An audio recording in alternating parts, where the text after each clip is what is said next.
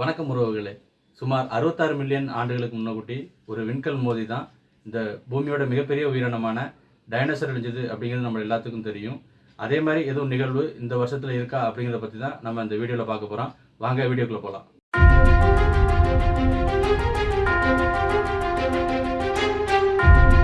இந்த பிரபஞ்சத்தில் நம்ம பூமி மட்டும் இல்லாமல் நிறைய கோள்களும் சிறு கோள்களும் விண்மீன்களும் விண்கற்களும் இருக்குது. அந்த விண்கற்கள் மோதல் அப்படிங்கிறது அடிக்கடி நடந்துகிட்டு இருந்தாலும் நம்ம பூமி மேலே மோதும் போது மட்டும் கொஞ்சம் பயமாக தான் இருக்குது. ஏன்னா இந்த பூமியில் ஏற்கனவே அந்த விண்கற்கள் மோதி தான் மிகப்பெரிய பேரழிவு ஏற்பட்டது. நம்ம வீடியோ முதல்ல பார்த்தோம். அந்த மாதிரி பூமிக்கு ஆபத்து ஏற்படுத்துகிற விண்கற்கள் பற்றி நமது விஞ்ஞானிகள் எப்பவும் கவனிச்சுக்கிட்டே தான் இருக்காங்க. அதில் ஒரு விண்கல் இன்னைக்கு பூமிக்கு மிக அருகாமையில் வருது. அதை பற்றி தான் நம்ம இந்த வீடியோவில் பார்க்க போகிறோம். பொதுவாக ஒரு விண்கல் பூமிக்கு பாதிப்பு ஏற்படுத்தணும்னா அந்த விண்கல் பூமிக்கு அருகாமையில், அதாவது 4.6 மில்லியன் மைல் தூரத்துக்குள்ளேயும் அதே நேரம் 150 மீட்டருக்கு மேலே அளவு இருந்தால் தான் பாதிப்பு ஏற்படுத்திவிடும்.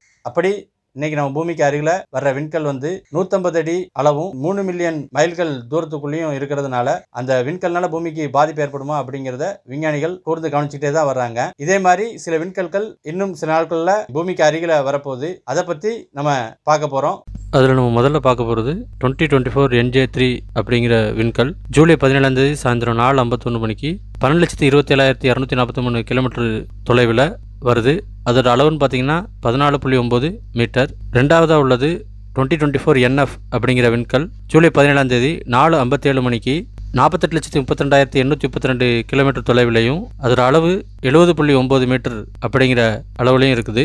இதைத்தான் விஞ்ஞானிகள் பூமிக்கு பாதிப்பு ஏற்படுத்துமா அப்படிங்கிற அளவில் பார்த்துக்கிட்டு இருக்காங்க. இதில் மூணாவதாக பார்க்க போகிறது 2024 NM3ங்கிற விண்கல் 7,78,474 கிலோமீட்டர் தொலைவில் 30.7 மீட்டர் அளவில் இருக்குது.